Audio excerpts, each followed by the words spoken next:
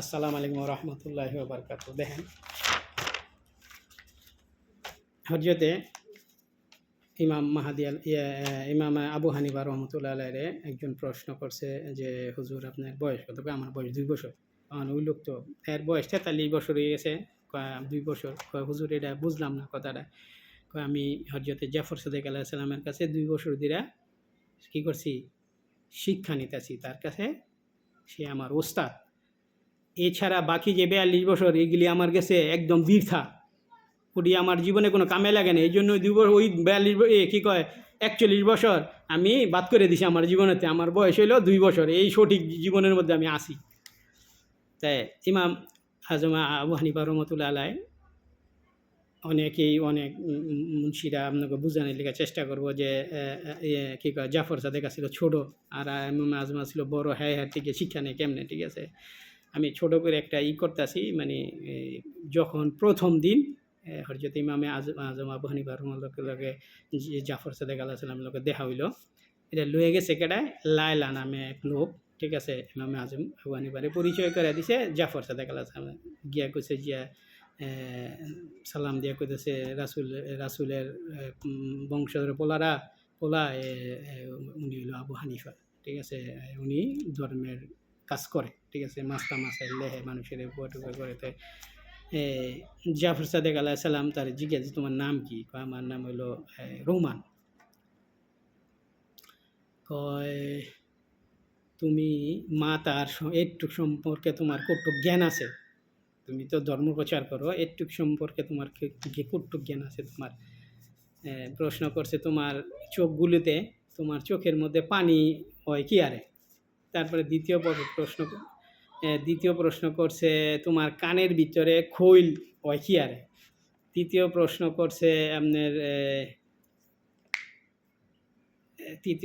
করছে হইল, তোমার নাক যখন নিঃশ্বাস ছাড়ো গরম বাইরে কি আরে? চতুর্থ প্রশ্ন করছে, জিবলাতে রস বাইরে যখন এটা কি আরে মিষ্টি মিষ্টি হয় বা স্বাদ হয়, ঠিক আছে। পঞ্চম প্রশ্ন করছে, কোন কালিমার প্রথম কুফরি পরে এলো গিয়া ইমান? লাস্টের প্রশ্ন করছে কি, প্রথম বায়াস, ঠিক আছে, ফেকা কে করছে? প্রথম বায়াস কে করছে, ঠিক আছে। তাই ইমামে আবু হানিফা রহমতুল্লাহ কইছে, হুজুর আমি এটা একটা প্রশ্ন দিতাম না, ঠিক আছে। কি কইছে? সে বিশাল বড় একটা আলেম। সে কি করে? মানে মাসলা দিয়া সমাধান করে। ধর্মীয় বড় ধরনের ঝামেলা কি করে সে সমাধান করে। সে তারে যখন হজরতে জাফর সাদেক আলাইহিস সালাম প্রশ্ন করছে যে তুমি চোখ সম্বন্ধে, তোমার এই চোখের মধ্যে জ্বলা, এটার সম্বন্ধে তুমি কি জানো? কানের ভিতরে যে খৈল গন্ধ, খৈলের ভিতরে এইটার সম্বন্ধে তুমি কি জানো? জিবলার ভিতরে রস বাইরে এটার সম্বন্ধে, নাকের শ্বাস কিসের জন্য গরম বাইরে এটার সম্বন্ধে তুমি কী জানো, ঠিক আছে। কালিমার প্রথম অংশ কুফরি, দ্বিতীয় অংশ কি ইমান, এটার সম্বন্ধে কি জানো? আবু হানিফা আমি তো এটা জানি না। এত বড় আলেম, ঠিক আছে, কার কাছে গেছে? আহলে বায়াত, নবীর বংশ, আলীর বংশর কাছে গেছে কি যারা জ্ঞান, আলী নবীজি বলছে আমি এলমের শহর, আলী এলমের দরজা। এই জ্ঞানের কি ওয়ারিসের কাছে গেছে। গিয়া কেরায় আবু হানিফা কি খাইছে? দরা খাইছে। কয় হুজুর আমি কইতে পারবো না। পরে ঠিক আছে তুমি শুনো, এই মাতার সম্বন্ধে জ্ঞান কি? চোখের মধ্যে দেখেন আমরা ঘুমাইলে কেতুর ওঠে, কেতুর, ঠিক আছে। কইছে এই যদি কেতুর না থাকতো তাইলে চোখ নষ্ট হয়ে যেত, চোবরি যেটা কয়, ঠিক আছে। এই চোবরিটার কারণেই, ঠিক আছে, আমরা চোখের মধ্যে পানি হয়ে পড়ে, কিছু গেলে চোখে পানি হয়। এই চোবরিটা না থাকলে চোখে পানি হইতো না, চোখ নষ্ট হয়ে যেত। তারপরে কিছু কানের ভিতরে খৈল কেন? কয় দেখেন, ছোটো থাকতে অনেকবারই দেখছেন ঘুমাইলে পিঁপড়া ঢুকে যেত। পিঁপড়া ঢুকে এই দৌড় শুরু করতো, দৌড়াইতো এই এরমের তেরম দৌড়িতে মনে করে দুনিয়াদারি সব উল্টাপাল্টা লাইতেছে, ঠিক আছে। কিসের জন্য? ইমাম জাফর কানের ভিতরে যে খৈলটার মধ্যে একটা বিশ্রী গন্ধ, যখন ওই যন্ত্রটার ভিতরে যাইতো, কানের ভিতরে যেটা গেছে, তখন ওইটা কি পাগল হয়ে যেত, কারণ আন্দাগুন দিতে পারতো, ঠিক আছে। তখন এটা বাধ্য হয়ে কী করতো, ওই কানের ভিতরেতে নাইলে তোরা মস্তকে যেত, মস্তকে গিয়া মস্তক নষ্ট করে লাইতো। এই জন্য সুবহানাল্লাহ, আল্লাহু আকবার, এই জন্য কী করছে আল্লাহ কানের ভিতরে খৈল বানাই দিছে, যাতে কি পোকামাকড় গেলে ওটার গন্ধে ফিরে ব্যাক করে আয়া পড়ে, ঠিক আছে, মস্তক ব্রেন নষ্ট না করে। সুবহানাল্লাহ।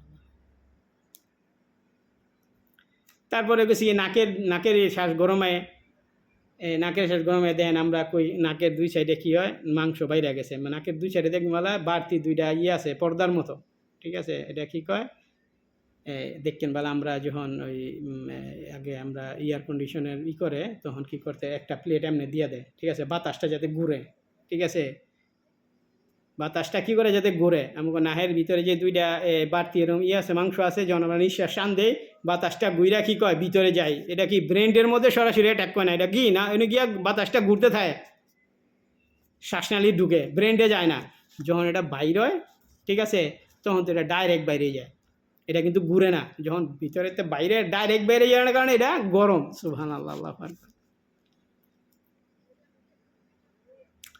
তারপরে কি কইছে, তারপরে কইছে জিবলার মধ্যে রস, ঠিক আছে, দেখেন এই জিবলার রস যখন আপনি পরিশ্রম করেন বা কোনো জায়গায় পেরেশানিতে থাকেন তখন কী হয় গলা বুক সহ যখন এই জিবলার থেকে একটু রস আইলে কী হয় আপনার ফিরা নতুন করে আপনার জীবন পাইলেন। আবার দেখেন খানা পিনার মধ্যে যখন আপনি এই রসটা না থাকবো আপনার খানা পিনার স্বাদ হইতো না, ঠিক আছে, এই জন্য আল্লাহ রাব্বুল আলামিন আপনার জীবনকে গুস্ত করা মানে সুস্বাদুময় করার জন্য আল্লাহ রাব্বুল আলামিন রসটা দিয়েছে, মিষ্টি রস দিয়েছে, কি আরে মিষ্টি লাগে, ঠিক আছে, কি আরে মিষ্টি লাগে। তারপরে কি কইছে কালেমার প্রথম অংশ কুফরি, দ্বিতীয় অংশ ঈমান। সুবহানাল্লাহ, আল্লাহু আকবার।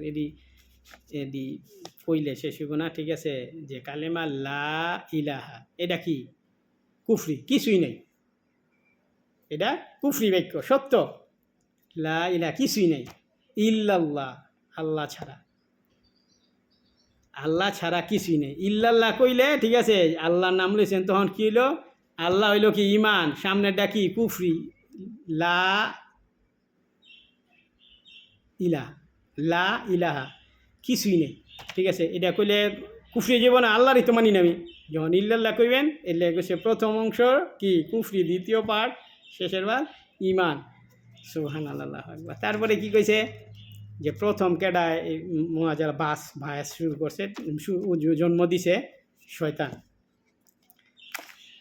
এই যে ইমামে আজম আবু হানিফা রহমতুল্লাহ আলাইহি যখন সে বিভিন্ন জায়গার মধ্যে গিয়া বিভিন্ন ধরনের মাসলার সমাধান দিত, যখন ইমামের কাছে ইমামে জাফর সাদেক আলাইহিস সালামের কাছে আইছে, তখন সে কি হয়েছে, মুরুখ হয়ে গেছে, 6টা প্রশ্নের উত্তর একটাও সে ঠিকমতো কইতে পারে নাই, বা ওইটার সম্বন্ধে আর নাই আইডিয়া নাই, অথচ সে কোরআন হাদিসের বিভিন্ন মাসলা দিত।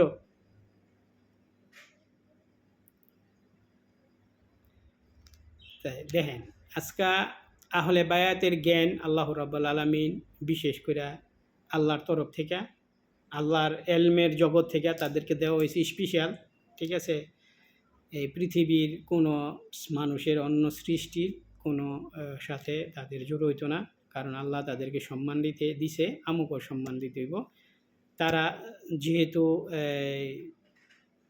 তাদেরকে মানতে হইব, তাদেরকে ভালোবাসতে হইব, তাদেরকে ফলো করতে হইব, ঠিক আছে, তাদের ফলোয়ার্স হইতে হইব। এখানে আমরা যখন দেখি যে সমস্ত আহলে বায়াতের 12 জন ইমামই কী কয় সিয়া, তখন আমরা কি করি, আমাকে আশেপাশে যারা আছে, ঠিক আছে, আমাকে দেশবাসী গ্রামবাসী আজকে থেকে কত আপনার কত 1400 বছর যাবৎ, কী কয় 1420 বছর যাবৎ, ঠিক আছে, আহলে বায়াতের থেকে মানুষরে দূরে সরাইয়া, ঠিক আছে, আনতে আনতে আজকা আহলে বায়াতের কথা সিয়ার কথা, ঠিক আছে, আমরা সিয়ারে ঘৃণা করতে গিয়ে আহলে বায়াতকে ঘৃণা করে লাই, অথচ তারা জাইন্না হুইন্না বুঝা এরপরে সিয়া নতুন দল কইরা মানে সিস্টেম করে দিয়ে গেছে, কিসের জন্য, যাতে মানুষ ইমান আকীদা আমল ইবাদত কইরা এটার ফল লইয়া দুনিয়ার থেকে কবর থেকে হাসর মিজান পর্যন্ত পার হইতে পারে।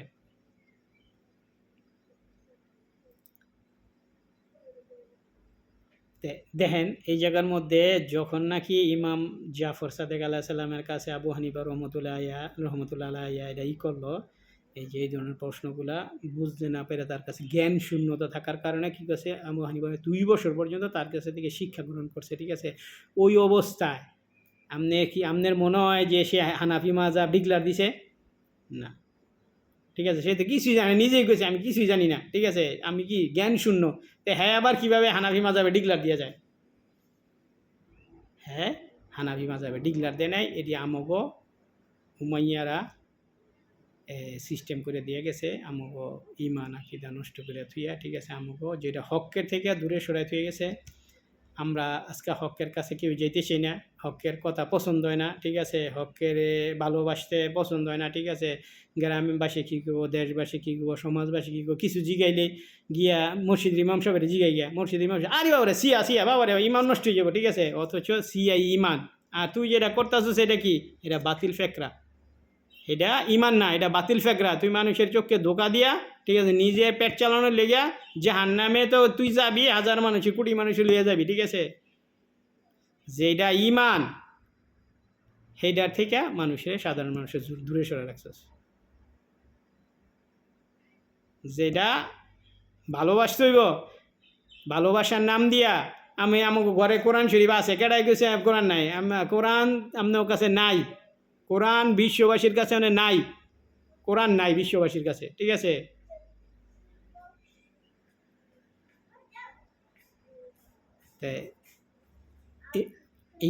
ইমাম গো প্রত্যেকটা ইমামেরই এই ধরনের জ্ঞান ছিল। ইমাম রেজা আলাইহিস সালাম, যে রোজা মুবারক হইল ইরানে,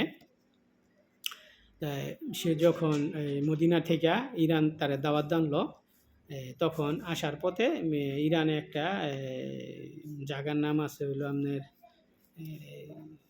নিশাপুর, ঠিক আছে, এই নিশাপুরে একটা মেয়ের মধ্যে, মসজিদের মধ্যে সে খুতবা দিল, যে পাত্রটার মধ্যে খারি ছিল, ওই পাত্রটার মধ্যে দেখবেন নবী সাল্লাহ সাল্লামের অনেক ইউটিউবের মধ্যে বা আমুক এলাকার মধ্যে বিভিন্ন জায়গার মধ্যে দেখবেন নবী সাল্লাহ পাত্রের মধ্যে নবী সাল্লাম চিহ্ন মুবারক আছে। ইমাম রেজা আলাইহিস সালাম যখন খুতবা দিছে, তার যে জালালিতে, ঠিক আছে, ওই পাত্রের মধ্যে তার দুই পায়ের চিহ্ন পড়ে গেছে। আমি হারা জীবন খারি থাকলে তো চিহ্ন করতো না। হ্যাঁ কি বুখারিয়া খুতবা দিছে, এইটার জালালি, তার যে এলমের জালালিতে পায়ের মধ্যে কি পাথরের মধ্যে চিহ্ন পড়ে গেছে, ঠিক আছে। জায়গা কই? নিশাপুর। কই? ইরানে। তারপরে শুধু এইটা না, ওই জায়গার থেকে যখন খুতবা দিয়ে এসে বাইরেছে, এলাকাবাসী কইছে হুজুর আমাকে এলাকায় পানির খুব অভাব, ঠিক আছে। তখন হ্যাঁ একটা পাথরের মধ্যে আমরা টোক্কা দিছে, ওই পানিতে মিষ্টি পানির ফোয়ারা বাড়ি গেছে, ঠিক আছে, আজও পর্যন্ত এটাতে পানি বাড়িতেছে, ঠিক আছে। এতে ইমাম সুবহানাল্লাহ আল্লাহু আকবার, যেটা নবীর বংশ, আলীর বংশ, মা ফাতেমার বংশ, ঠিক আছে, এগো লগে পৃথিবীর কেউ লগে জোড়া দিয়া নিজের ইমান নষ্ট করেন না, নিজের আমল নষ্ট করেন না, নিজের আকিদা নষ্ট করেন না। এই দুনিয়ার থেকে তাদেরকে ভালোবাসা, তাদেরকে ফলো কইরা, তাদেরকে মাইন্না, তাদের গোলামি কইরা, এতেবা কইরা, ঠিক আছে, এই দুনিয়াতে যান, হয়তো ওই দুনিয়া কামে লাগবে।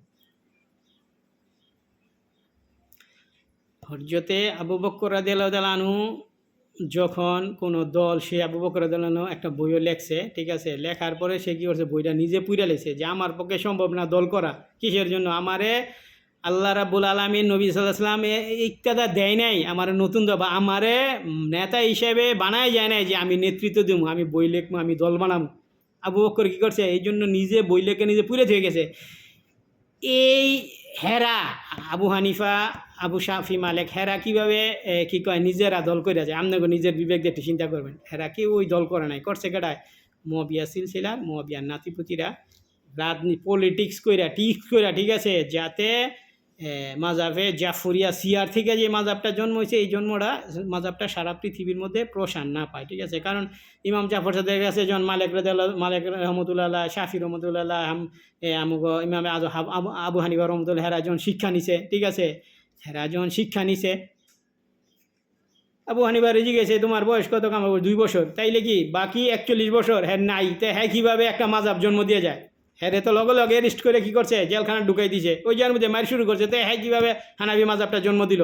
হানাবি মাজাব হ্যাঁ জন্ম দেয় নাই, হ্যাঁ শুধু আহলে বায়াতের শিয়া মাযহাবের থেকে যে মাযহাবটা জন্ম হয়েছে জাফরিয়া বা বাকারিয়া, এই ডারে শিয়া ডারে দমায় রাখার জন্য পৃথিবীর মধ্যে মানুষের বোকা বানায়া এই মাযহাবগুলার জন্ম দিয়ে গেছে। আপনারা একটু চিন্তা করেন, মন্তব্য একটু চিন্তা করেন, এটার মধ্যে আমার কথা আপনার কথা, শুধু একটু নিজে নিজে নিরিবিলি চিন্তা করেন, ঠিক আছে। দুনিয়াবির মাঝে মাঝে 24 ঘন্টার মধ্যে অন্ততপক্ষে 2টা ঘন্টা চিন্তা করেন, তাইলে কি নিজে ফায়দা পাবেন। ঠিক আছে, আজকে আপনার বন্ধু বান্ধব আত্মীয় স্বজন বাপ মা শ্বশুর শাশুড়ি, ঠিক আছে, সবাই একদিকে, আপনি একদিকে গেছেন, দুঃখ নাই আপনার। কি আপনার সুখ হইল ওই জায়গার মধ্যে আমি আহলে বাইতকে ভালোবাসি, আমি সিয়া আহলে বাইতের কর্ম আমি অনুসরণ করি, আহলে বাইতে কী কইছে সঠিক হাদিস আমি ফলো করি, ওইভাবে আমি চলি। বাসে বাতিল থেকে আমি আমার নিজের এবং আমার কমকে আমার জাতিরে আমি সবাইরে বাঁচার চেষ্টা করি। এইটাই চিন্তা করবেন, মনের মধ্যে রাখতে হইব। তাইলে কী করবেন, আপনি নিজেও এই দুনিয়ায় ভালো কিছু করে যাবেন, ওই দুনিয়ায়ও ভালো কিছু পাইবেন আশা করি ইনশাআল্লাহ। ঠিক আছে, সম্মানিত লোকের পেছনে থাকলে নিজে সম্মানিত হয়ে যায়, চোরের পেছনে থাকলে চুরি, চোরের পেছনে থাকলে চুরি। চোর কত, চোর দুই প্রকার, দুনিয়াবি সম্পদ চুরি করে, আরেকটা কী করে, ইমান চুরি করে। যারা নিয়ে আহলে বাইতের থেকে আপনারা দূরে সরে রাখছে, হেরা কি আপনার ইমান চুরি করছে। এটার কোনো বিচার কি, এটার বিচার আল্লাহ ভালো জানে। ঠিক আছে, আপনারা বিচার আপনারা করেন। আর দুনিয়াবি চুরি করলে মোবাইলকে আট কাটটা দাও, দুনিয়াবি বিচারের শরীয়তে কি আট কাটটা দাও। যখন আপনার ইমান চুরি করছে, এটার বিচার কী হইব। ওকে, এটা বইলে শেষ করলাম। মাগরিবের সময় হয়ে যেতেছে, দোয়া করেন আমার জন্য ইনশাল্লাহ, আমি আপনার জন্য দোয়া করব। আসসালামু আলাইকুম ওয়া রাহমাতুল্লাহি ওয়া বারাকাতুহু ওয়া মাগফিরাতু ওয়া জান্নাত। সাল্লাল্লাহু আলাল হাবিব সাল্লাল্লাহু আলাইহি ওয়াসাল্লাম।